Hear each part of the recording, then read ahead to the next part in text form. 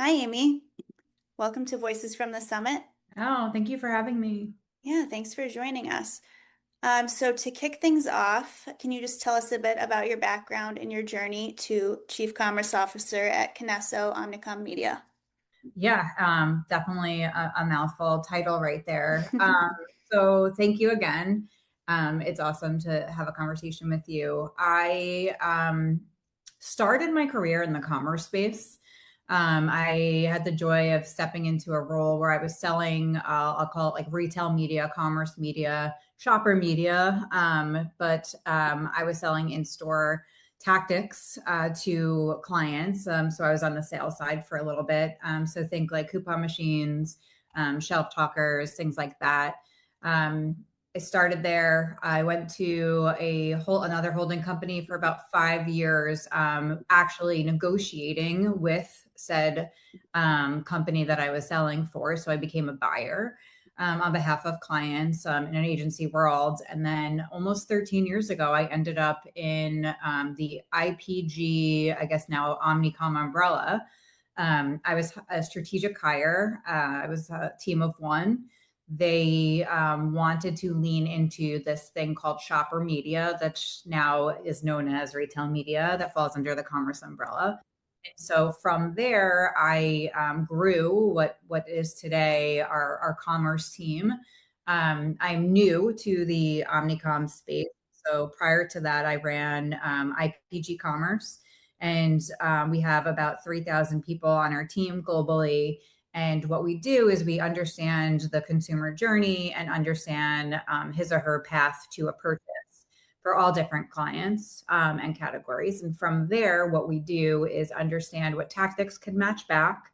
And then from that particular point, we are buying, negotiating, and selling really that type of media with our clients. And so, from my standpoint, it's been pretty rewarding.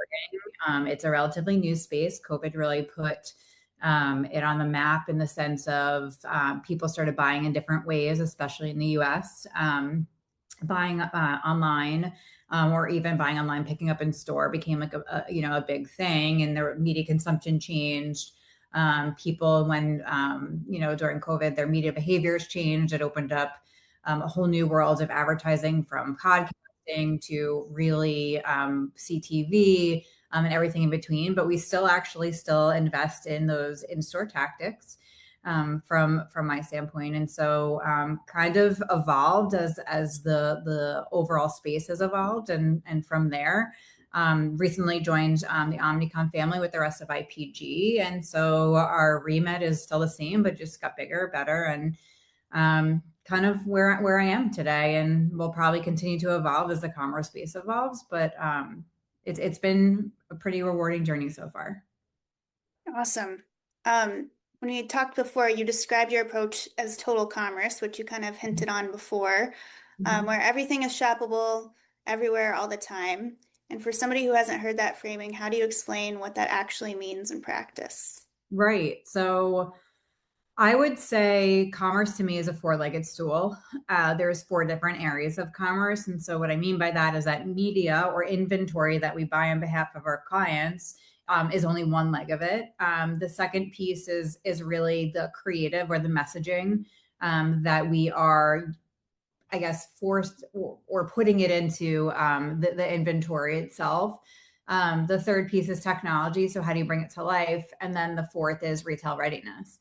And so, from my standpoint, we have to ensure that we're thinking about all those different areas to drive successful campaigns on behalf of our clients, because it's not just enough to make sure you're at the right place at the right time, but you need the right message. You need to have the enablement. So, is it add to cart? Is it voice to cart? Is it someone actually like printing out their list and something along those lines, or even using a little bit of AI to like actually enable that. And then the user journey, like that actually has to evolve. And so understanding, how people are interacting with your ads. And so from our standpoint, we've thought about total commerce from oh God, I would say a couple years ago, we started talking about total commerce, really just to make sure that we're really leaning into the entirety of the picture And so from our standpoint, it's not just about media, but it's about business sales, understanding the North Star, and then also understanding from our standpoint, like how we're going to lean in with the client and when it comes to business results and not just media. Mhm. So, out of those four legs of the stool, which one do you think is often the most broken or neglected, not getting enough attention? Okay. Okay. So that's an interesting question. And I say that because it depends if we're talking about now or future state. And so I'll answer it in kind of like two ways. So I think the biggest piece right now is creative.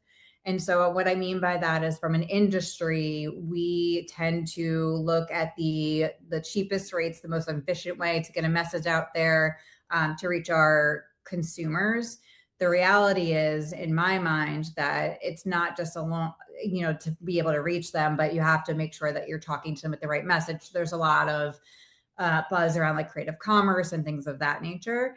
I think longer term, it's more so retail readiness. And we're starting to see that with AI. And I'll give you an example. So, if we are using chatbots or chat GBT or anything along those lines to actually search for a given product or to have them answer a question for us and then they make recommendations, what they are pulling from is the open web.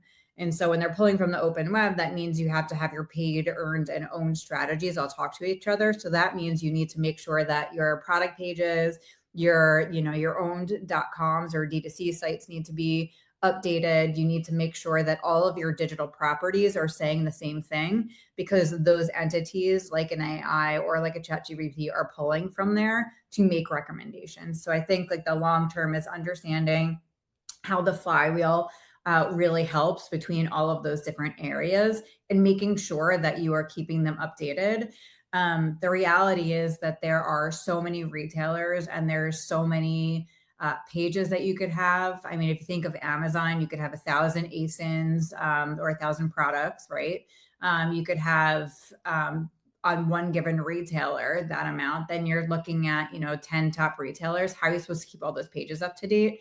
So I think for future state, it will become something that our clients are leaning into.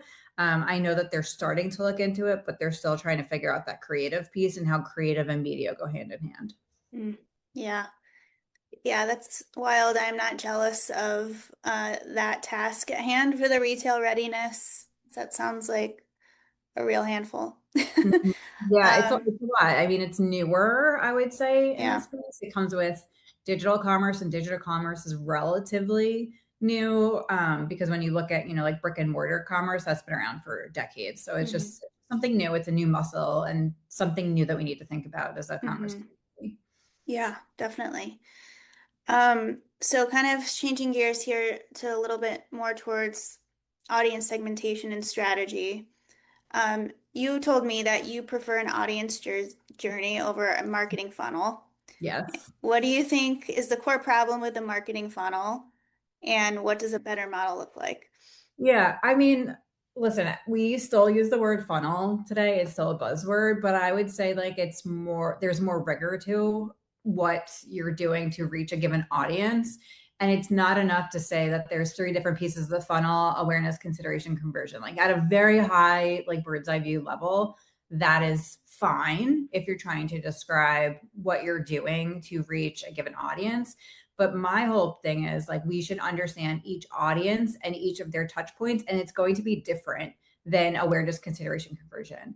So, for example, if someone is on a social media site or if they're on Instagram or something along those lines, they could actually consider something before actually having awareness of it because you're considering it, then you're actually doing due diligence, you're trying to figure out more, you're still in the consideration phase, and then you're having that actual purchase. And so it's not just enough to say that TV is awareness, consideration is whatever that may be, engagement, and then conversion, and keeping different tactics in one sector. It's more along the purchase journey.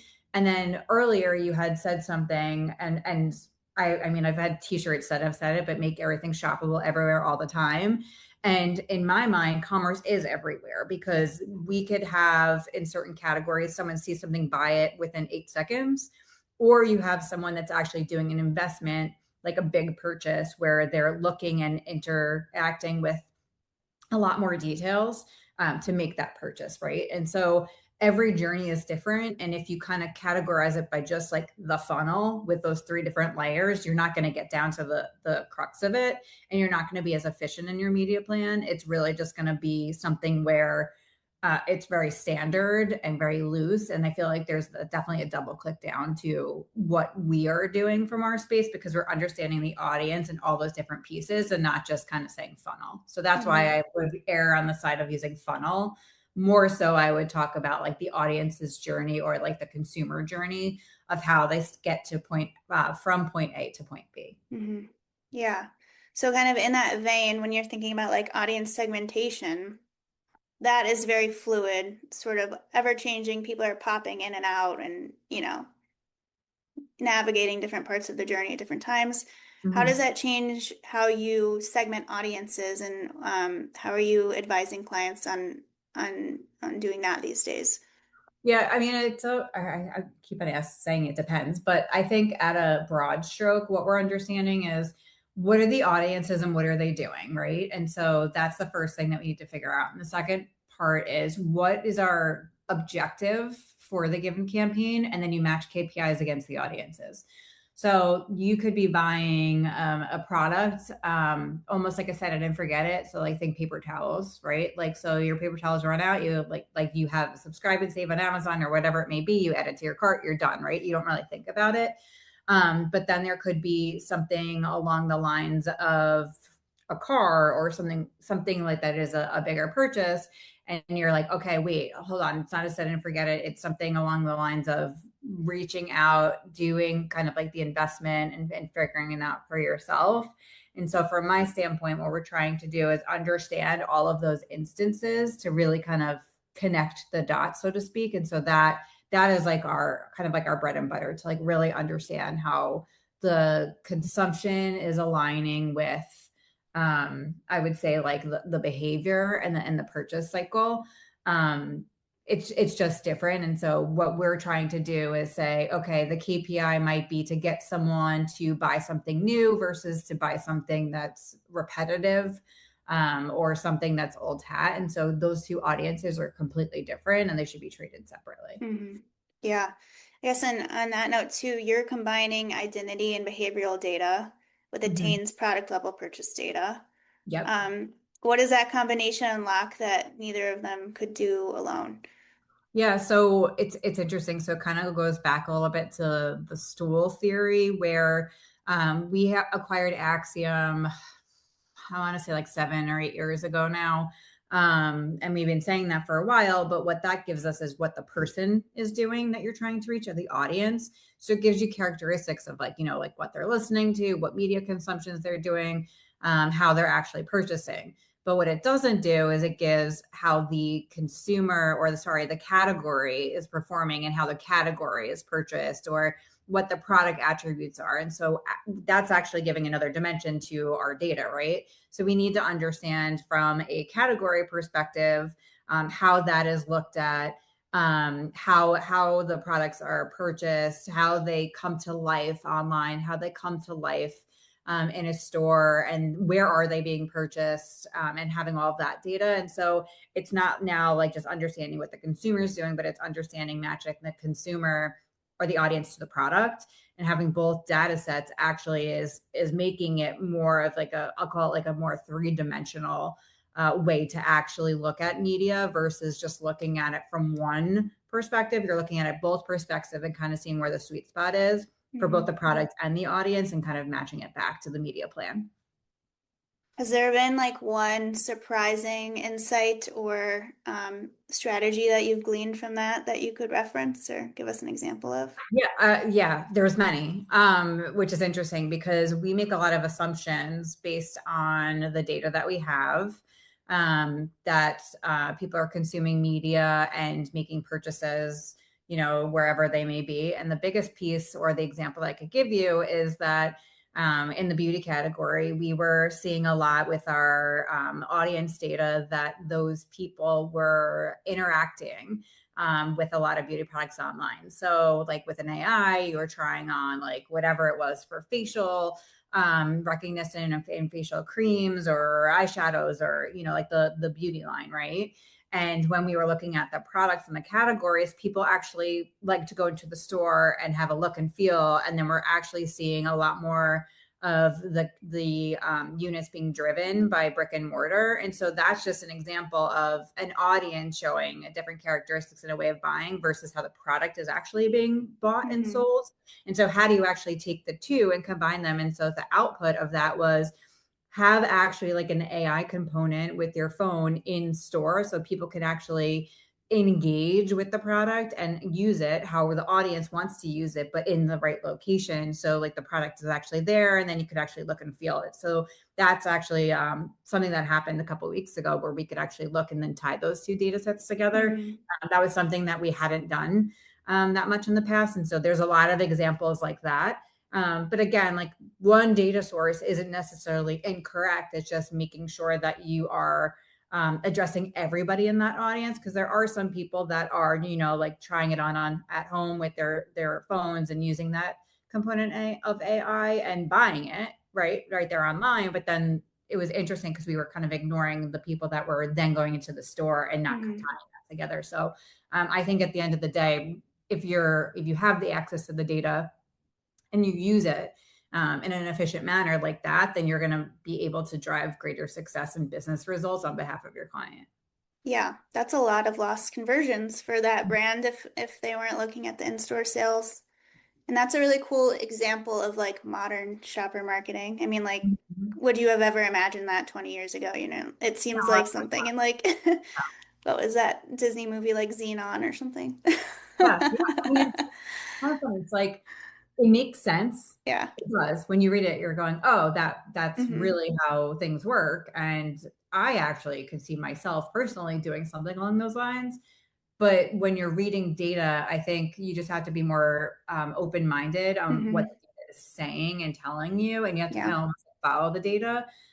Because if you're looking at like one set, like we could have just been doing like a digital campaign, and it probably would have been successful. Not Hmm. like kind of like touting the one set of data, but looking at data in different dimensional ways of like, oh, tying in store and online, and my background is more so brick and mortar than online, it just makes sense to look at it in that manner. So yeah, it was cool to really go to the client and say, hey, we can do it one of three ways. The third way, looking at everything together. And so that actually kind of brings like the breadth and the depth of how you can utilize data, but you need to know how to use it too, right? Hmm. So it's Yeah. it was a good example of how we're actually able to be practitioners with the data that we have access to. Awesome. Yeah, I love that example.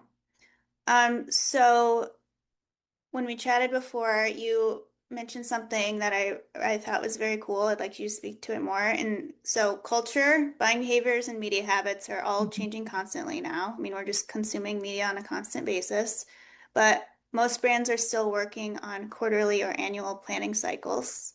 How do Mhm. you close that gap and consult with your clients to be a little bit more nimble?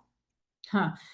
Uh, there's multiple ways I would say to approach it. I think we're at kind of at a interesting juncture where our clients are understanding, especially some of the bigger clients, that they are moving not as quickly as what's happening in the world of culture.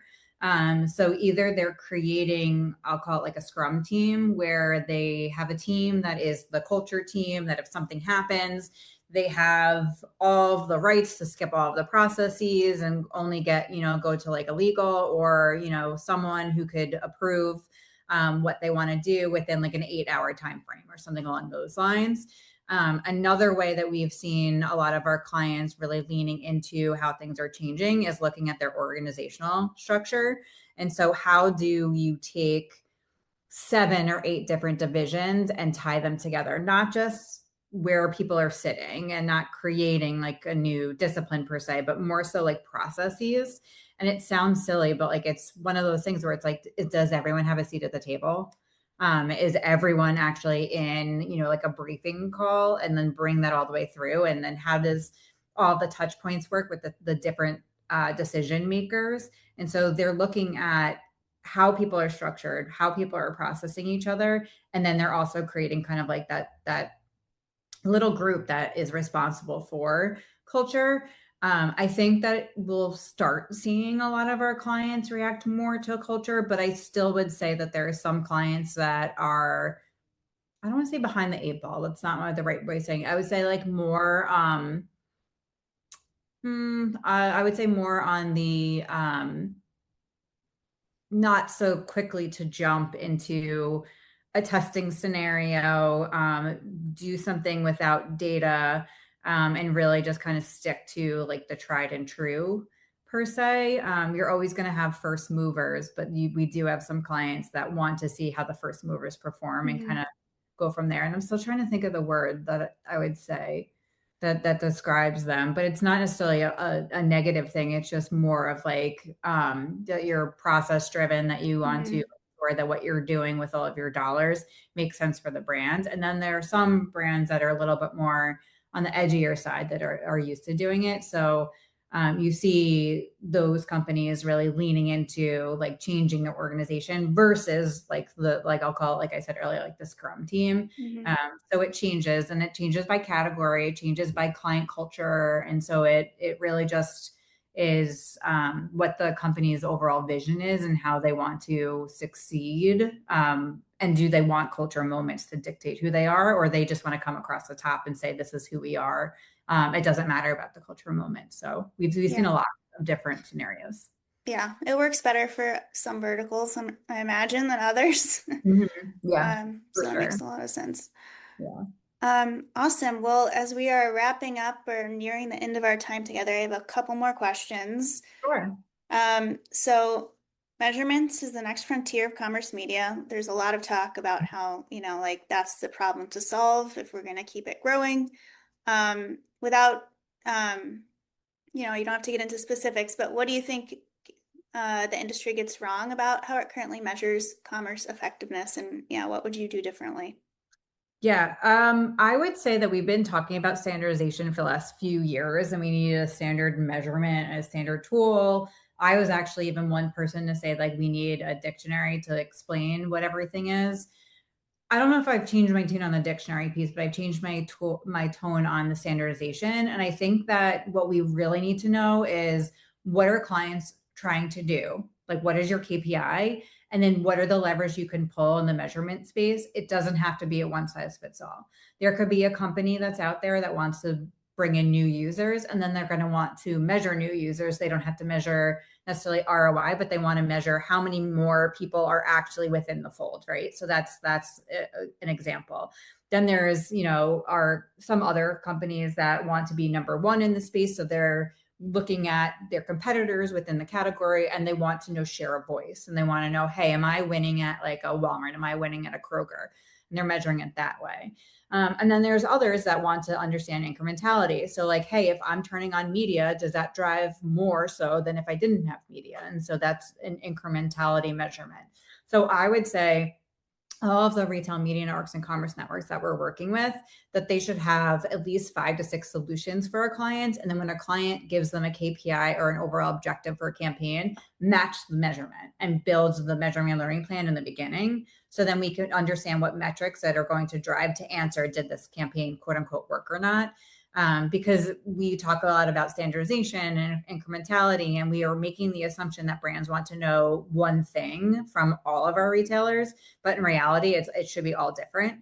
And so we just need to think about how we advance our thinking around the whole measurement and learning, more so than just say like make it standard and everyone should be doing the same thing. So that's a little bit of a different, I'll call it like a hot take, Oh, if you yeah. will, because we did kind of beat the drum of standardization for quite some time. Are you seeing RMNs shift more towards partnering with third-party measurement solutions versus building their own sort of homegrown measurement solutions, or what does that look like? Both. I've seen both. I've Mm-hmm. seen partners reach out and have really good conversations with clients and say, okay, great. Like we're going to, one of our clients say borrow to build. And so like they'll lean on that third party, and that third party is doing a lot of the measurement there. And then I know that there are some clients that are, to your point, like homegrown, where they're saying, there's all of this data. We don't want all of our partners like agencies and everything like that to have all of this data. We have access to it. Give me the pipes or an API integration to like our feed, our dashboard, and then let us pull it and let us determine like what we should be looking at to overall call it success of a program. Because like at the beginning of this conversation, I was saying it's all about business results and like kind of the North Star that's set by the CMO. And so whatever ladders up to that makes sense. It's not just really, hey, did this program work and did it drive like a ROAS and what would it be? Yes, that is a metric we can and always look at, but at the end of the day, like, is that actually driving to the overall business objective? I don't know if that's necessarily going to answer that question every single time. Mm-hmm. Got it. Okay, last question. Okay. If you could change one assumption that brands, agency, or retailers are still clinging to about how commerce media works, what would it be? Then it doesn't work. Um, I mean, that's the first thing that comes to my head. Like, I still think we're in a world where we're still trying to prove ourselves. And when I say we, it's like retail media should be part of your plan. Retail media is media, so it should always be something that we're considering.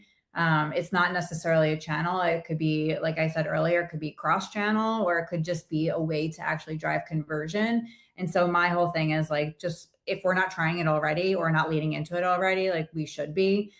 Because believe it or not, like I've had conversations of like, oh, we haven't really approached retail media yet. It's not for me. I will say that it's for everyone. It's for every category. It just isn't necessarily, retail specific media. It could be commerce media. It could be shoppable tech. It could be data. And so commerce isn't just one thing. There's multiple things that fall with underneath the commerce umbrella. And I think that's kind of what I want to debunk, where it's not just Amazon, right? So like I've had Mhm. clients say, I don't want to work with Amazon necessarily right now. I don't need retail media. And it's like, no, no, no. Like there's more to it than that. And I think that's what we're still, hate to say it, but up against. That's shocking to me, just because you look at the growth numbers for retail media over the last couple of years, and you have to assume that everybody's using it, but that's not the case. Yeah, I mean, you've had a lot of categories that are mature and advanced in the Hmm. space. You've had categories that have dipped their toe into it. And like, Hmm. I would say like, are kind of in the middle where like, they're not new, but like, they're not like advanced. And then you have some categories that like just haven't really leaned in yet. Hmm. So I don't know. I think it's for everybody. There's just a different shape or form to invest into it, Hmm. depending on like what you're trying to do and your overall, process and plan. Awesome. Well, that means there's still a lot of work left for you in the world to do. Good, good. I like that. Yeah. All right. Well, thank you so much, Amy. This was an awesome conversation. And yeah, thanks for joining Voices from the Summit. Of course. Thank you so much for having me. I really appreciate it.